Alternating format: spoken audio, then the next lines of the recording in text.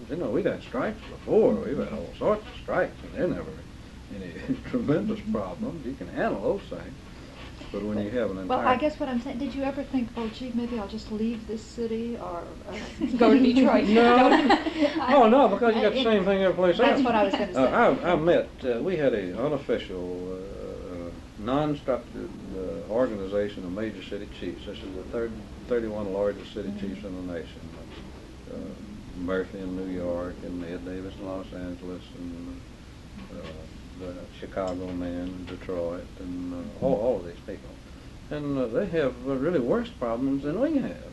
They really have some problems. They have all sorts of problems that we haven't really experienced yet.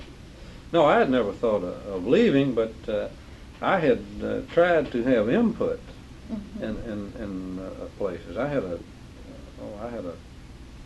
talked almost a day to Frank Norfleet last year before he went into the chamber.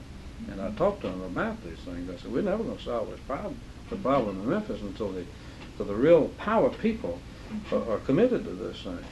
And those people that can really bring about change, you know. And do you buy this idea that there are 43 people, like the paper said, there are 43 people in Memphis? Wasn't it 43 they came up with, who are really the ones who can make things happen in this city? Well, I don't know whether the number is correct, but yes. Oh, yes. There I don't is think there's a question about this. I don't think there's a doubt about this. I've been involved in city government quite a long while, and I think I understand what makes things go. And these are the people that have fantastic influence, and they're the people that can bring about change. But I worried a great deal about this.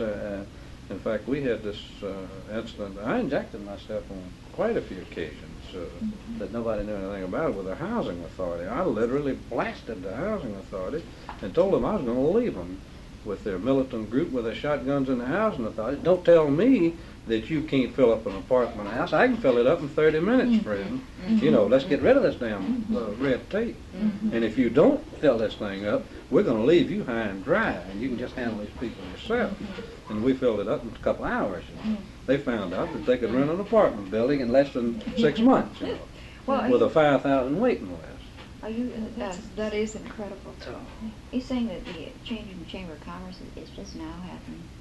The commitment, yeah. The commitment? I think that it took this long to really make these people realize that without this is overworked, meaningful change, that we were going to continue to have problems that would disrupt and would retard the progress of the city. Then in the summer of '68, when they announced their $4 million program, and they were now committed to changing the city. Well, I don't think they really had the commitment that they do now. I think Frank Norfleet brought the commitment in when he came in, because I think most of them are afraid to stick their necks out.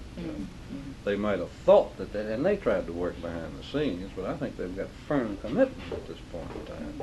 And it's going to take the sticking out of the necks of both the black and the white leaders. And the black leaders are going to have to stick their necks out too, you know. It's the fact that the lid was sort of kept down in the Yalton Hayes, at the time the Yalton Hayes thing happened. Would that have been possible 4 years ago? Would you have had a different response, a more violent response? No, I don't think so. Prior to the sanitation strike, I don't think you would have that much response. Well, in fact, you didn't when we had similar cases. You mean from the black community? Yeah. That this is heightened sensitivity or awareness, or no, I think it short tempers or whatever. I think it brought about the Watts thing really started the line involvement, and so I think you're going to have this involvement for a long while until a great deal of change is until your black leaders come out and condemn it. And when I say condemn it, I mean really condemn it. Although, in point of fact, since the riots after Dr. King was killed, since that weekend, there haven't been those really large-scale riots. Well, they haven't had the issues. Yeah, right. They haven't had the issues. But I mean, but even Watts was touched off by just a teeny little. Yeah, but this is the thing that had been smoldering for years, and this is the first time in many, many years in this country that this had occurred. That you had several generations grow up that was not aware of the fact that they could do things like this.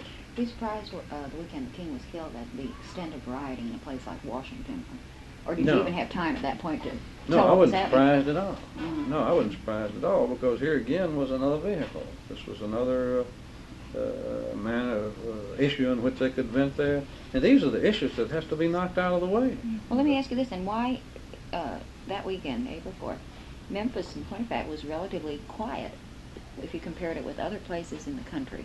Now, is that... You mean like Kansas City had so many dead or something? Oh, the country there were... You mean as a well, Certainly, these a lot riots. of these were the first really flare-ups that they had in any of these cities. Yeah, well, I was going to say, was Memphis just tired because it had rioted the last weekend? Did that have anything to do with it? Or? Well, I think we were probably more effective. That's what I was going to say. Yeah, The I police think we were were more ready. probably, but the police and the guards. Yeah. Then you have to count the guards in for sheer numbers, because when you so heavily patrol, you cut. Yeah.